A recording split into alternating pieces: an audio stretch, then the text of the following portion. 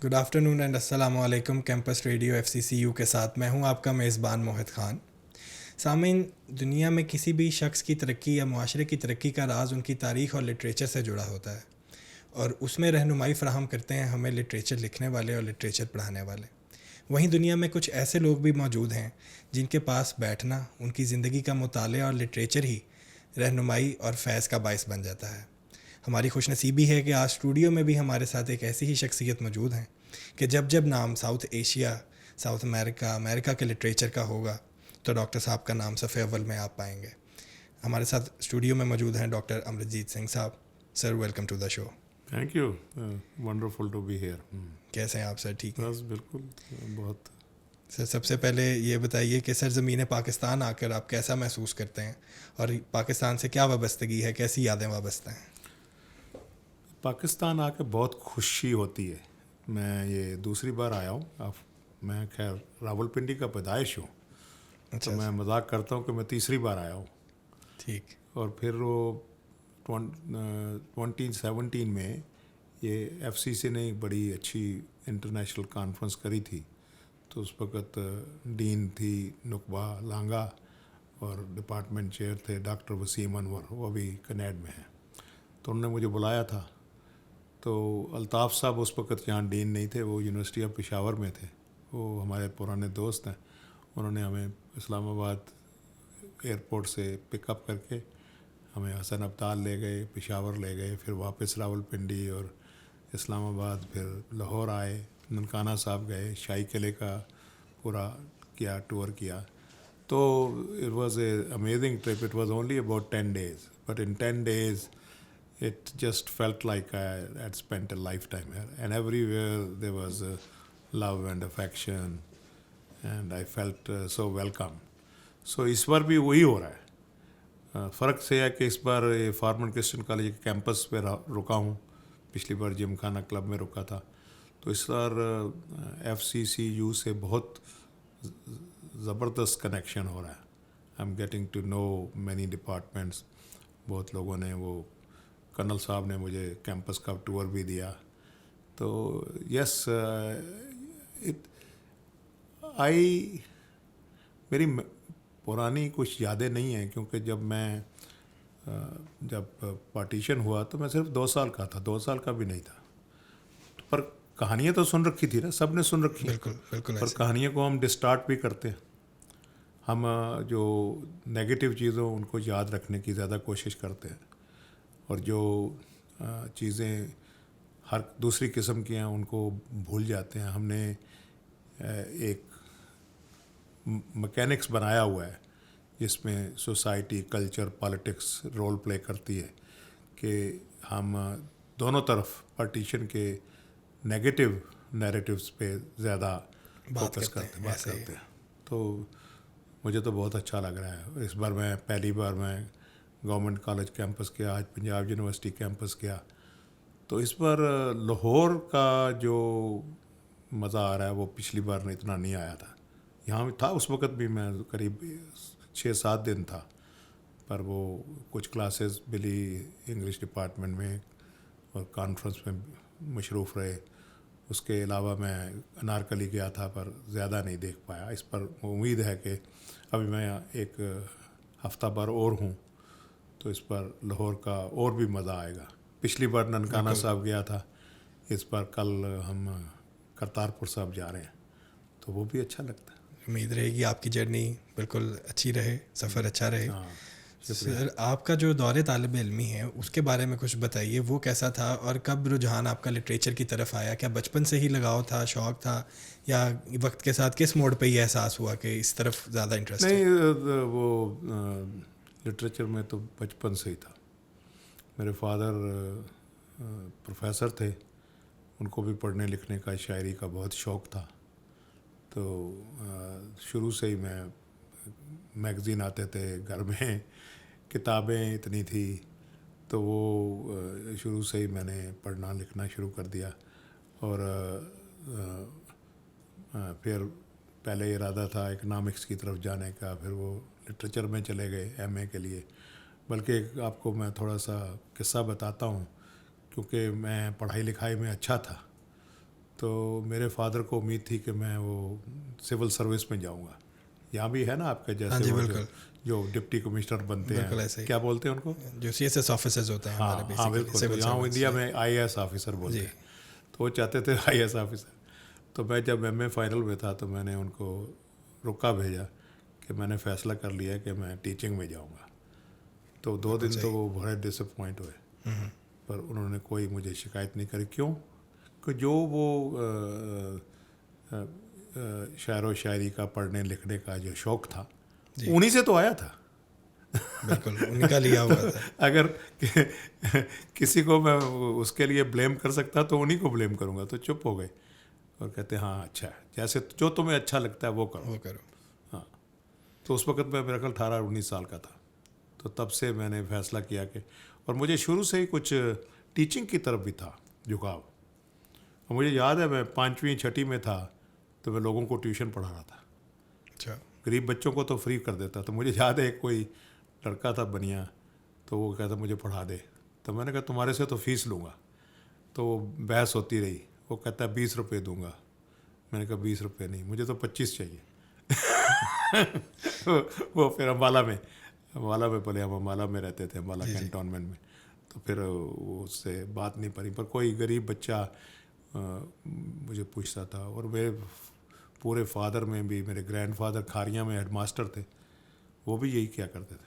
چاہے بچہ وہ ہندو ہے یا سکھ ہے یا مسلمان ہے, اس کے پاس کپڑے نہیں ہیں, اس کے پاس فیس دینے کو نہیں ہے, اس کے پاس کتابیں نہیں ہیں, وہ سب ان کو لے کے دیتے تھے. تو یہ ہمارا تیسری پشت میں یہ ٹیچنگ میں چل رہا ہے. علم و فیض کا سلسلہ جاری. بالکل. میرا بڑا بھائی بھی پروفیسر تھا, میری 3 بہنوں نے بھی اسکولوں میں پڑھایا. تو ایک وہ کیا بولتے ہیں, دیا جل رہا ہے, یہ دیا جل رہا ہے. اور یہ اپنا ایک جنریشن سے دوسری جنریشن, تیسری جنریشن یہ پاس ہو رہا ہے. تو ایسے لگتا ہے کہ جیسے جو ٹیچنگ جو ہے نا میرے بونز میں ہے.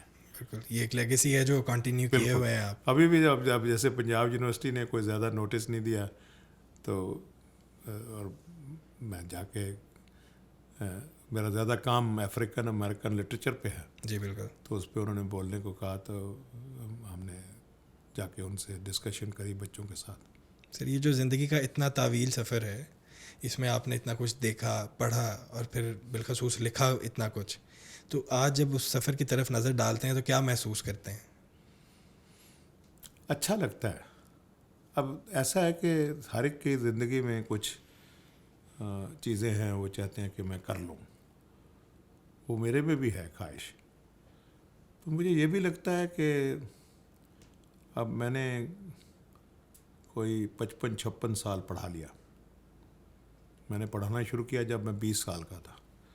تو وہ ابھی یہ 2017 میں یہ کتاب آئی, یہ میرے بارے میں ہے کہ جو لوگ میرے سب فیلڈز میں کام کرتے ہیں انہوں نے ایسے لکھے.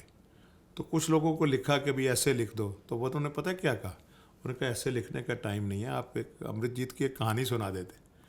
تو کوئی 30-35 کہانیاں بھی ہیں کہ یہ کیسا بندہ ہے, ایسے ہی اپنا کام بھی کرتا ہے, دوسروں کی مدد بھی کرتا ہے. وہ ایک روڈ آئلینڈ میں میری فرینڈ ہے, وہ بلوچی بیک گراؤنڈ ہے, وہ پختون ہے پر بلوچستان سے فیملی ہے. وہ کہتی ہے امرت جیت سنگھ از اے ایکسپیرینس ٹربل میکر. تو مجھے بڑا اچھا لگا کہ مجھے کسی نے ٹربل میکر کہا. تو اس کتاب سے ایسے لگتا ہے کہ جیسے ایک کمپلیشن ہو گیا, but I'm not sitting on these laurels. I'm retired from the university, my mind is not retired yet. تو یہاں آ کے اتنے کیمپسز میں جا کے بہت اچھا لگ رہا ہے, اور اسپیشلی ینگ لوگوں سے. میں تو کوئی بات بھی کرتا ہوں تو پہلے ہی کہہ دیتا ہوں کہ میں سوال صرف اسٹوڈنٹ سے لوں گا, کیونکہ وہ فیکلٹی کو عادت ہے لمبی لمبی باتیں کرنے کا. تو میں کہتا ہوں نہیں, اسٹوڈنٹس کو پریفرنس ملے گی, فریش مائنڈس کو. ہاں, ان کے جو انکوزیٹیونیس ہے میں اس کو سننا چاہتا ہوں, میں ان سے کچھ سیکھنا چاہتا ہوں, کیونکہ ان کا سوچنے کا طریقہ الگ ہے, وہ ایک الگ طریقے سے سوچتے ہیں, ان کے تجربے الگ ہیں ہمارے سے. اور یہ بہت اچھی بات آپ نے کی کہ لرننگ کی جو بات آپ نے کی، ہم تو آپ سے سیکھتے ہیں، مگر آپ نے کہا آپ ان سے سیکھتے ہیں، تو لرننگ بالکل ایک نیور اینڈنگ پروسیس ہے. It goes on, it always goes on. تو سو میں to answer your question again, دو چیزیں ہیں. ایک تو آپ اگر میں 54 سال 54 ایئرس کے بعد ریٹائر ہوا ہوں. مجھے ریٹائر ہوئے 3 سال ہو گئے. ریٹائرمنٹ کے بعد ایسے لگتا ہے کہ میں ریٹائرمنٹ سے پہلے سے زیادہ مصروف ہوں. کبھی کام کا مجھے ٹائم ہی نہیں ملتا. اتنا کوئی نہ کوئی کہتا ہے کوئی میرے کتاب کے لیے فارورڈ لکھ دو، کوئی بلرب لکھ دو، کوئی کہتا ہے زوم لیکچر کر دو، ایسے کر دو، آپ نے کہا انٹرویو کر دو. اب آپ کو انکار تھوڑا کریں گے. آپ کی مہربانی. ہاں تو وہ دوسرا یہ ہے کہ ایک تو وہ ہے کہ وہ چل رہا. دوسری طرف یہ ہے کہ میری فیلنگ ہے کہ میں ٹھیک ٹائم پہ ریٹائر ہو گیا. پر اس کا مطلب یہ نہیں ہے کہ وہ کوئی ریپ اپ کر دیا اور فنش ٹچ ہو گیا. نو ون از فنشڈ. بالکل. یہ بڑے بچے بڑے آئیڈینٹی کے بارے میں سوال پوچھ رہے تھے یہاں کانفرنس میں. تو identity is never a finished product. We are always in flux, we are always changing, we are always looking. So ultimately جو آپ ایک انڈیویجول لیول پہ جو اپنا شخصیت بناتے ہیں، جو آئیڈینٹی وہ ہے. اس کا وہ ریلیجن سے کوئی ضروری نہیں ہے، کوئی اس کا تعلق نہیں ہے، اس کا کوئی تعلق، یا اس کا ریجن سے، لینگویج سے کچھ نہیں ہے. ایکشن سے ہے. ایکشن اور جو آپ فیل کرتے ہیں. As a human being you should have a sense of yourself, and you have with all the influences from your parents and your faith and your learning, your education, you are farming it, but it's constantly getting revised. Let it go on. At some point you will feel that now you know yourself at some degree. اب وہ میں کہہ رہا تھا کہ عمر بڑھنے سے ایک بڑا فائدہ ہے کہ وہ کوئی بات کہنے سے کوئی ہیسیٹیشن نہیں ہے. بالکل صحیح. جو مجھے کہنا ہے میں نے تو کہہ دینا ہے، پر میں کہنا ہے ایسے کہ کسی کو ٹھیس نہ پہنچے، بالکل کسی کو دکھ نہ پہنچے. اس کو کہتے ہیں انٹر سبجیکٹیوٹی. کہ میں اپنے طور پہ شخصیت کے انڈیویجول طور پہ میں اپنی رسپیکٹ کروں، اپنی عزت کروں، پر میں آپ کی شخصیت اور آپ کی آئیڈینٹی آپ کو بھی ہیومن بینگ کے طور پہ کنسیڈر کروں، ڈس ریسپیکٹ نہ کریں. بالکل. تو وہ انٹر سبجیکٹیوٹی ہے. When we reach a point of intersubjectivity, that's a very good moment for all of us. Sir اتنا لٹریچر لکھا آپ نے، ناولس، بکس. نہیں، میں نے ناول نہیں لکھے. میں کام اسکالرس کا ہے، پر میں نے پوئٹری ٹرانسلیٹ کری ہے. ایک آدھی پوئم پڑھ دوں گا آپ کو. جی جی. میرا زیادہ کام افریقن امریکن لٹریچر پہ رہا ہے. اب دیکھو نا، میں آیا انڈیا سے اور میں وہ ہیمنگ وے پہ کام کرنا چاہتا تھا، تو میں نے رچرڈ رائٹ کا ناول پڑھا، نیٹو سن 1940 کا پبلش، تو پورا شیک اپ ہو گیا. تو میں نے کہا کہ میں تو بلیک لٹریچر پہ ہی کام کروں گا. تو 50 سال سے زیادہ سے کام کر رہا ہوں. اگر اللہ مجھے 50 سال اور دے دے تو میں 50 سال اور بھی کام کرتا رہوں گا. بالکل. جتنی دیر میرا ہیلتھ ہے اور میرا دماغ ہے میں کچھ نہ کچھ کرتا رہوں. پر ساؤتھ ایشیا کبھی بھولا نہیں میں. پارٹیشن پہ بھی کتاب ہے، لٹریچر کی بڑی ڈیٹیل ببلیوگرافی میں نے 1981 میں پبلش کری تھی. اس کے علاوہ یہ آتھرس کے بارے میں بھی اور کورس بھی پڑھاتا رہتا ہوں. So my life has been like I said about the identity a mixture. جی. I come to the United States, I do my PhD, I go back to India, I live in India for 9 years, come back to the United States, and then I have been going to India practically every year. Pakistan بھی اگر inshallah I may be coming every year or every other year. I would be very happy. بہت یہاں اچھا لگتا ہے. وہ question تھا کہ اتنا کچھ کرنے کے بعد کیا آج بھی کوئی ایسی خواہش ہے جو ابھی پوری نہیں ہو سکی، یا کوئی ایسی خواہش جو پوری کرنا چاہتے ہیں؟ میرا ہے توجہ ہے پرسنل رائٹنگ پہ. میں چاہتا ہوں کہ یہ جو اسکالرلی رائٹنگ کی ہے، جیسے میں نے کہا، وہ it's not a sealed situation. I'll keep on doing it and I'll keep on helping others. پر میں چاہتا ہوں کہ کچھ اپنی لائف کے بارے میں لکھوں، کچھ اپنے ایکسپیرینسز کے بارے میں لکھوں، پرسنل ایسیز لکھوں. میرے بہت سے دوست مجھے کہتے ہیں کہ میموائر لکھو، کیونکہ وہ میری کئی باتیں سنتے ہیں، میں کس کو ملا، کیسے میں نے ایک سچویشن کو ڈیل کیا. تو کہتے ہیں امرت جی تمہیں یہ لکھنا چاہیے، بالکل لوگ ایسے ہی. سننا چاہتے ہیں. اور اس سے کافیوں کا بھلا ہوگا، کافی فائدہ پتہ ہوگا. نہیں بھلا ہوگا کہ نہیں، مجھے تو امید ہے، پر کیونکہ ایکسپیرینس سے ہمیشہ سیکھتا ہے کچھ انسان. شارٹ سٹوریز وغیرہ بھی لکھنے کی بالکل. کوشش کر رہا ہوں. تو اللہ تعالیٰ نے اگر صحت ٹھیک رکھی تو مزاج ٹھیک ہم رہے دعا تو گو ہیں سر، آپ صحت یاب رہیں گے انشاءاللہ. ہاں کرتے رہیں گے. تو سر اتنا لٹریچر آج کا جو لٹریچر لکھا جا رہا ہے اور جو پہلے کچھ دہائیوں پہلے اگر ہم دیکھیں، اس میں کیا بنیادی فرق دیکھتے ہیں؟ کیا کوئی فرق آیا؟ میرا خیال بنیادی فرق نہیں ہوتا. Literature is a reflection of personal experiences and social realities. It's a cross section of social realities and how you come into those social realities. So social realities have been changing. My sense is کہ دنیا اس وقت ایک بڑے عجیب سے ماحول میں نکل رہی ہے. ہر جگہ جو انڈیا میں، یہاں ترکی میں، رشیا میں، یوکرین میں جو ہو رہا ہے، مڈل ایسٹ میں جو ہو رہا ہے، امریکہ میں جو ہو رہا ہے. ٹرمپ صاحب کے ہمیں انہوں نے کئی گفٹ دیے.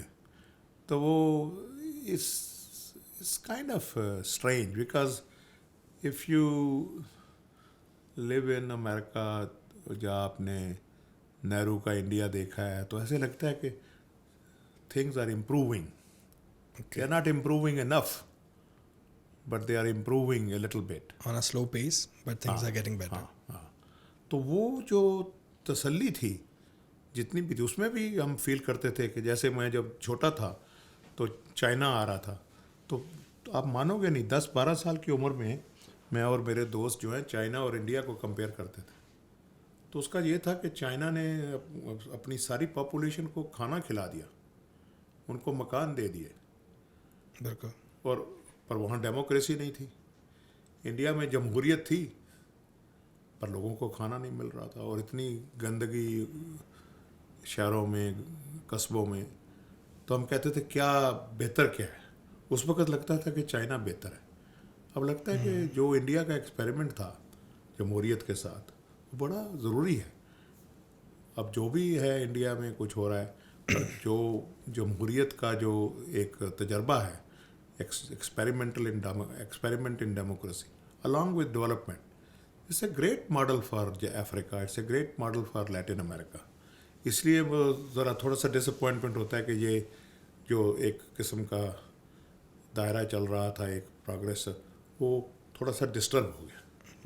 But my hope is that we will get back to some pace in a different direction. تو سر لٹریچر کا زندگی میں کیا کردار دیکھتے ہیں، اور جو نوجوان نسل ہے اس کو لٹریچر کے لیے کیا پیغام دینا چاہیں گے؟ ایسا ہے کہ جیسے میں پہلے کہہ رہا تھا کہ جو آرٹس ہیں اور لٹریچر ہے، پینٹنگ ہے، میوزک ہے، اسکلپچر ہے، شارٹ سٹوریز ہیں، پوئٹری ہے، ناولز ہیں، ایسیز ہیں، میموائر ہیں، کیا کرتے ہیں کہ وہ جو ہم خود فیل کر رہے ہیں اس میں ایک آ کے وہ پارٹیسپیٹ کرتے ہیں. اب جیسے ایک مووی دیکھتے ہو، یا ایک ناول پڑھتے ہو، یا شارٹ سٹوری پڑھتے ہو، یا پوئم پڑھتے ہو، آپ میں ایموشنز آتے ہیں. ایسے ہی. ہاں. سو اب اس کا آپ کے اوپر کیا اثر ہوا، وہ ہر شخص پہ ڈپینڈ کرتا ہے. بالکل.